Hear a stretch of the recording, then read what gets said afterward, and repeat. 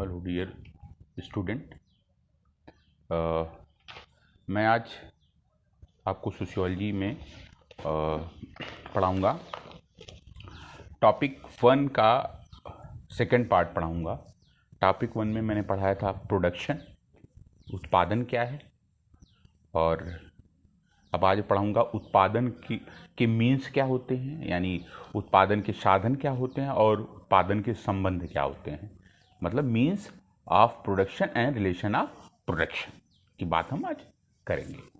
ठीक है, तो कार्ल मार्क्स ने मीन्स ऑफ प्रोडक्शन के बारे में कहा, according two marks the physical object which produced by the instrument they have asked them the means of production. कहने का तात्पर्य उनके था, मार्क्स के कहने का तात्पर्य है कि जिन उपकरणों द्वारा भौतिक वस्तुओं का उत्पादन होता है, मार्क्स उन्हें क्या कहते हैं? उत्पादन के साधन कहते हैं। जब हम प्रोडक्शन पढ़ा रहे थे बेटा आप लोगों को, तो प्रोडक्शन में हमने कहा था कि जो प्राकृतिक रूप से जो वस्तुएं नेचर में जो विद्यमान हैं, है ना, वो उसको जब हम बनाते हैं, है ना, जब भौतिक रूप से उसे हम उसका निर्माण करते हैं तो क्या हो जाता है? वो पदार्थ हो जाता है ना। तो कहने का तात्पर्य मार्क्स के ये है कि जिन उपकरणों द्वारा भौतिक वस्तुओं का उत्पादन होता है, यानी जो भी टूल्स हैं, है ना, भौतिक वस्तुओं का उत्पादन होता है। मार्क्स उन्होंने क्या कहा? उत्पादन के साधन कहा, है ना, कि जिन टूल्स के द्वारा हम किसी भी जो प्राकृतिक चीज है उसके माध्यम से हम जो पदार्थ का निर्माण करते हैं, भौतिक वस्तुओं का जो निर्माण करते हैं, वही उसका क्या है? साधन है, मतलब जो टूल्स हैं। ठीक है, आपको समझ में आ गई होगी इस बात से। ठीक है, आगे क्या कहते हैं?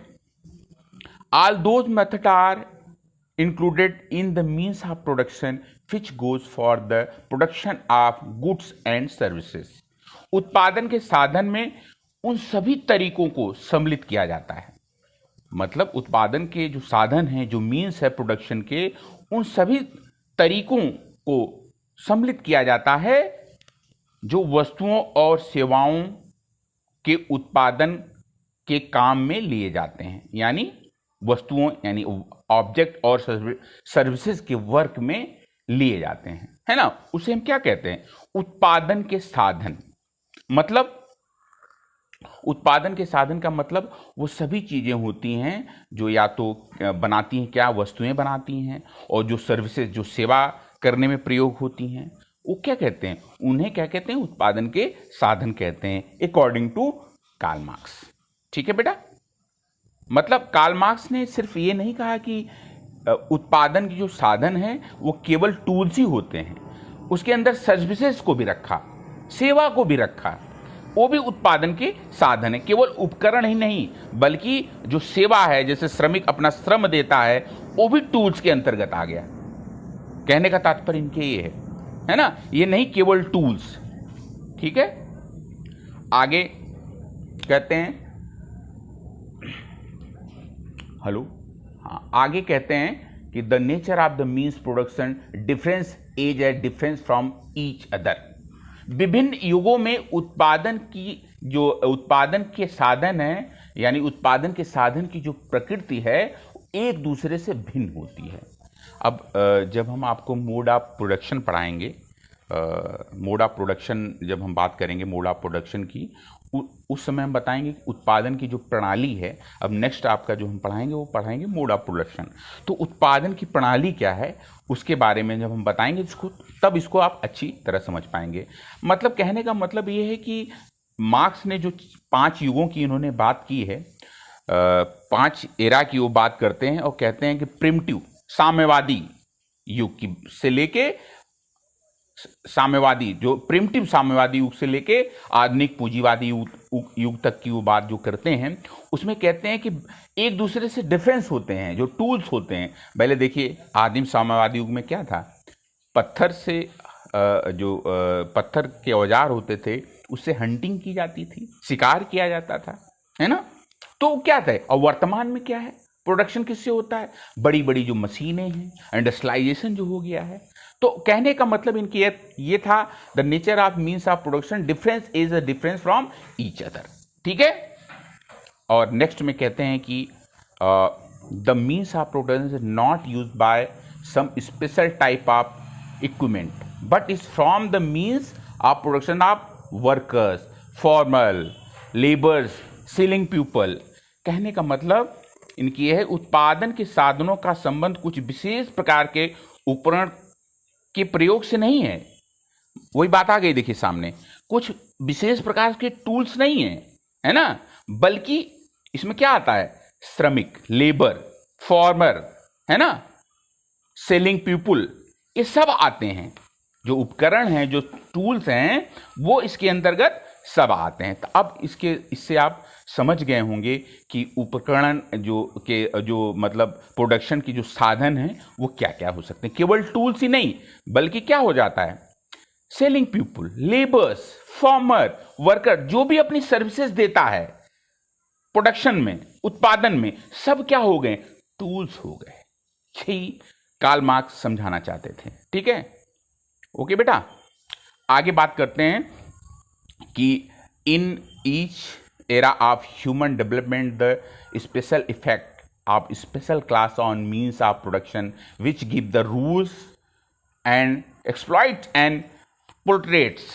मतलब मानव विकास के प्रत्येक युग में उत्पादन के साधनों पर एक विशेष प्रभावी, एक उत्पादन के जो मीन्स होते हैं उस पर एक विशेष स्पेसिफिक क्लास का क्या होता है, कंट्रोल होता है।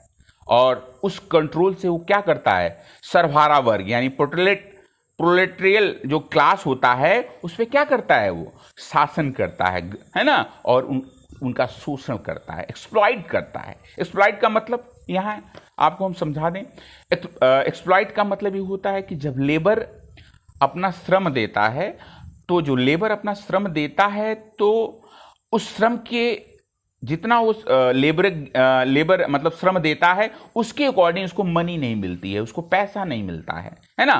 तो जैसे उसने 8 घंटा काम किया तो 8 घंटे का जो उसका श्रम न देकर हम केवल 4 घंटे का श्रम देते हैं। तो क्या होता है, पूरा जितना उसने काम किया अगर हम उतना पैसा दें तो एक्सप्लॉइटेशन नहीं होगा, बट हम ऐसा नहीं करते हैं। जो बुजुर्गा वर्ग के लोग होते हैं वो क्या करते हैं, जो शासन करते हैं वो इनका शोषण करते हैं। ठीक है, ठीक है बेटा, समझ में आ गया होगा आपको। अब मैं नेक्स्ट पॉइंट पर डिस्कस करता हूं। ठीक है, मार्क्स ने उत्पादन के साधनों की भिन्नता के आधार पर विभिन्न समाज की प्रकृति एक दूसरे से भिन्न होती है। मार्क्स कहते हैं कि जो उत्पादन के साधन, the marks said the nature difference society is different from each other and bases of the variation of the means of production. Marks कहते हैं कि उत्पादन साधनों की भिन्नता के आधार पर विभिन्न समाजों की प्रकृति एक दूसरे से भिन्न होती है। कहने का मतलब इसके पहले मैंने आपको समझाया और बताया कि जो उत्पादन के जो साधन हैं वो विभिन्न युगों में डिफरेंट होते हैं। ठीक है बेटा, तो उत्पादन के साधन को आप विभिन्न युगों में डिफरेंस का मतलब ये हो गया कि भाई टूल्स क्या होते हैं प्रिमिटिव एरा में, इसके बाद जो मॉडर्न युग है, मॉडर्न एरा है, उसमें क्या हो जाता है, टूल्स क्या हो जाता है, बड़ी बड़ी मशीनें हो जाती हैं, है ना। जो आदिम सामंतवादी युग में क्या हो जाता है ना, सामंतवादी युग में जो लैंड की बात होने लगी, भूमि की बात होने लगती है, तो वो टूल्स हो जाता है, फार्मर हो जाते हैं उसमें। तो कहने का मतलब जब हम मोड ऑफ प्रोडक्शन पढ़ाएंगे तो ये बात और आपको समझ में आ जाएगी कि क्या टूल्स होते हैं विभिन्न डिफरेंस एरा में। ठीक है बेटा, तो मीन्स ऑफ प्रोडक्शन, उत्पादन के साधन आप लोग समझ गए होंगे। अब नेक्स्ट पे बात करेंगे हम relation of production. Relation of production क्या होता है इसके बारे में हम बात करेंगे कि उत्पादन के साथ जो उत्पादन है उसके साथ, प्रोडक्शन के साथ क्या मीन्स होते हैं और उत्पादन के साथ क्या संबंध होते हैं उत्पादन के, वो तीनों हम एक दूसरे में जोड़ के हम एक दूसरे को देखते हैं। ठीक है, तो रिलेशन ऑफ प्रोडक्शन क्या होता है इसके बारे में हम बात करेंगे। ठीक है, क्या है, the relation of production means from the relation that developed between the production process related the people from production process। उत्पादन के संबंधों का तात्पर्य उन संबंधों से है जो उत्पादन की प्रक्रिया से संबंधित लोगों के बीच विकसित होते हैं। यानी जो उत्पादन का जो प्रोसेस है ना, उत्पादन संबंधों का तात्पर्य उस संबंधों से है जो उत्पादन की प्रक्रिया से संबंधित लोगों के बीच विकसित होते हैं। अब जैसे मान लीजिए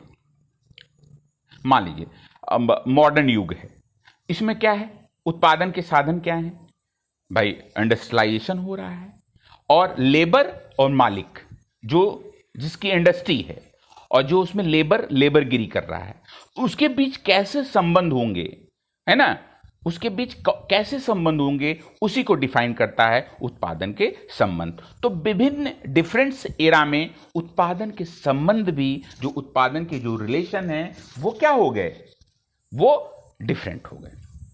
ठीक है बेटा, यहां तक आपको बात समझ में आ गई होगी। उत्पादन के संबंध किसी भी समाज में उत्पादन के विभिन्न स्तरों के साथ चलते हैं।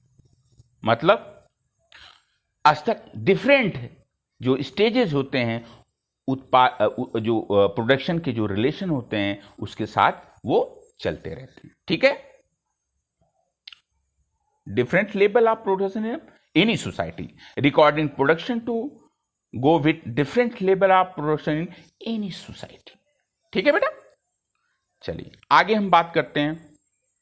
उत्पादन संबंध उत्पादन के साधनों तथा उत्पादन की शक्ति के साथ जुड़े रहते हैं।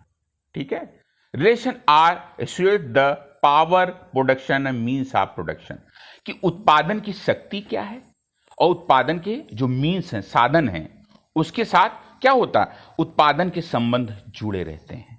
है ना, कि भाई पावर्स क्या है, शक्ति क्या है, उसको मैं अभी बताता हूं, और जो मीन्स है आप जानते हैं, टूल्स जो होते हैं वो उत्पादन के संबंध के साथ हमेशा क्या होते हैं, जुड़े रहते हैं। Marks clarified production relation in two types, technical, economical. है ना, प्रोडक्शन रिलेशन क्या होता है, टू टाइप। उत्पादन के जो संबंध हैं मार्क्स ने उन्हें दो टाइप में बताया, दो प्रकार के। एक तो टेक्निकल, तकनीकी क्या है, और दूसरा इकोनॉमिक कंट्रोल। मतलब जैसे जैसे भाई प्रिमिटिव कल्चर में वो कहते हैं कि क्या कहते हैं, यानी प्राचीन साम्यवादी युग में कहते हैं पत्थरों से होता है, धीरे धीरे दास सेवरी में जब आते हैं, जब सोसाइटी का डेवलपमेंट होता है, सेवरी में क्या हो जाता है, दास और मालिक के बीच क्या होता है, संबंध स्थापित होते हैं। और जो प्रिमिटिव क्लास होता है, जो प्रिमिटिव की बात हम करते हैं, प्रिमिटिव की, उसमें चूंकि कम्युनिज्म पाया जाता है, कोई वर्ग नहीं, क्लासलेस सोसाइटी पाई जाती है, उसमें संबंध सबके प्रगण होते हैं, एक दूसरे को सब लोग जानते हैं। लेकिन हम सेवरी युग में जाते हैं तो उसमें क्या होता है, मालिक और दास के बीच, यानी वहां पे दो वर्ग सामने आते हैं। तो प्रत्येक क्या कहते हैं युग में, प्रत्येक युग में ये कहते हैं, कार्ल मार्क्स कहते हैं कि दो वर्ग हैं। ठीक है, डिफरेंट प्रोडक्शन एनी सोसाइटी,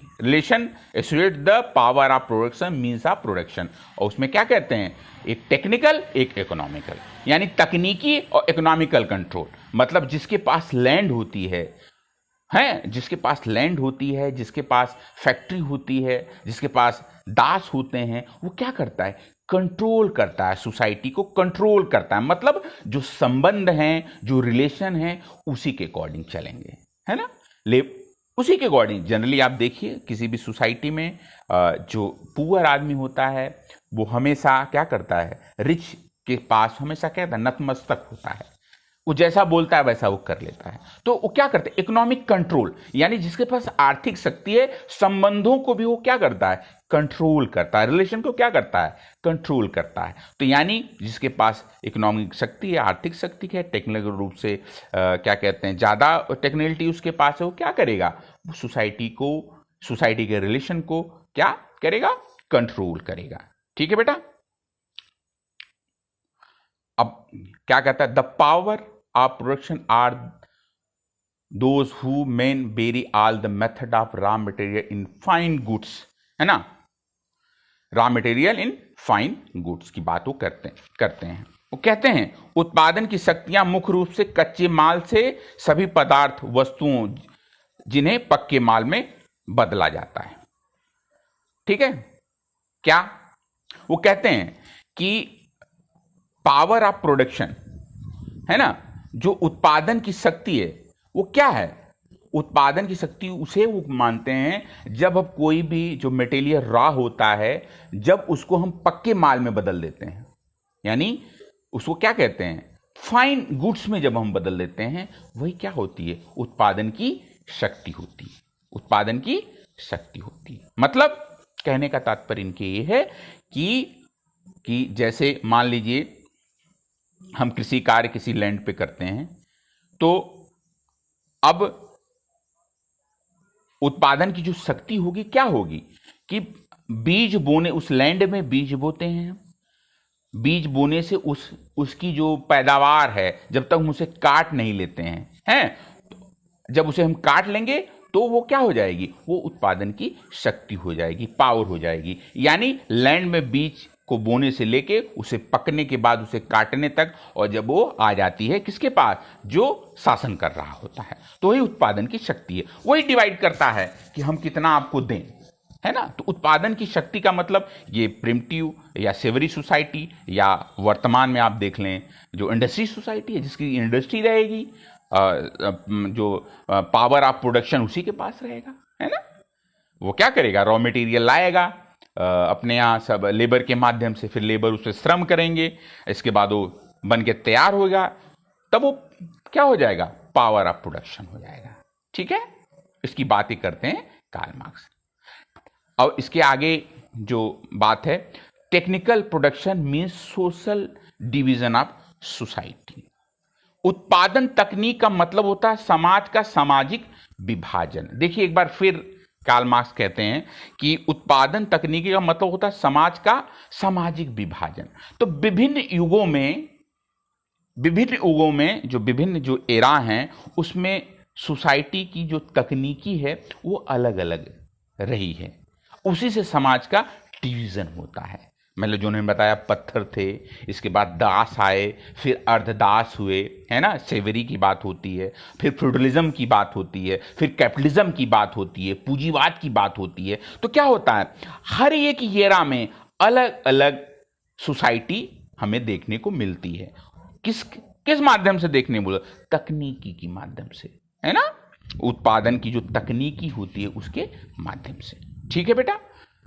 इसके बाद कहते हैं the power of production can control human nature only. समझ रहे हैं? उत्पादन की शक्तियों के द्वारा ही, उत्पादन की जो शक्तियां हैं उनके द्वारा ही मानव प्रकृति पर नियंत्रण कर पाता है। उत्पादन की जो शक्तियां हैं उनके द्वारा ही मानव क्या करता है? प्रकृति पर क्या करता है? नियंत्रण कर पाता है। ठीक है, उत्पादन की शक्तियों के द्वारा ही मानव प्रकृति पे नियंत्रण कर पाता है। मतलब अब चूंकि एक बार फिर समझा दें, जो नेचर होता है, जो प्रकृति में सारी चीजें पदार्थ के रूप में नहीं पाई जाती हैं। कहने का मतलब जो मेटेरियलिस्टिक भौतिक की बात जो करते हैं कार्ल मार्क्स, पदार्थ तो है ही है, लेकिन जो भौतिक मेटेरियलिस्टिक मटेरियल की बात करते हैं वो तब होता है जब नेचर में जो भी मटेरियल पाया जाता है, जब वो किसी साधनों के द्वारा जब उसको हम बनाते हैं, है ना, तो क्या हो जाता है? वो फिजिकल मटेरियल हो जाता है। वो कौन करता है? जो कंट्रोल करता है ना, ह्यूमन नेचर को, है ना। यानी कि उत्पादन की शक्ति जिसके पास होगी वही सब कंट्रोल करेगा, है ना, मानव प्रकृति पर नियंत्रण करता है। कहने का मतलब कि हर समाज की, जो कार्ल मार्क्स ने जो 5 एरा की बात की है, कहने का तात्पर्य है कि जिनके पास शक्ति होती है, पावर होता है, वही सोसाइटी को रन करवाते हैं, वैसे ही सोसाइटी का संबंध बनता है, वैसे सोसाइटी के मीन्स बनते हैं। जिनके पास शक्ति होती है वो नेचर को कंट्रोल करते हैं, है ना। वर्तमान युग में देख लीजिए, जिसके पास पावर से वो पूरी दुनिया को कंट्रोल करता है। जैसे अमेरिका को ले लीजिए, ब्रिटेन को ले लीजिए, रसिया को ले लीजिए, है ना। क्या है इनके पास? जो पावर है इनके पास, प्रोडक्शन, ह्यूमन नेचर। अब अमेरिका जो कह देता है वही होता है विश्व में, है ना। जो भी पावरफुल कंट्री हैं वो इसको करती हैं। ठीक है बेटा। तो ये रहा आपका इसमें मेरे ख्याल से किसी को दिक्कत नहीं होनी चाहिए। अगर किसी को दिक्कत हो तो मुझसे पूछ सकता है, फ़ोन कर सकता है मुझे, ठीक है। अब अगले जो आपका अगला है उसमें हम पढ़ाएंगे मोड ऑफ प्रोटेक्शन क्या होता है। Thank you student. अब